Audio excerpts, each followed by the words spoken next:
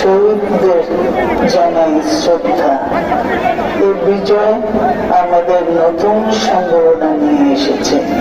দীর্ঘদিনের নজিরবিহীন দুর্নীতি, গণতন্ত্রের ধ্বংসের স্তূপের মধ্য থেকে আমাদের নির্মাণ করতে হবে এক সমৃদ্ধ বাংলাদেশ। ছাত্র তরুণরাই আমাদের ভবিষ্যৎ।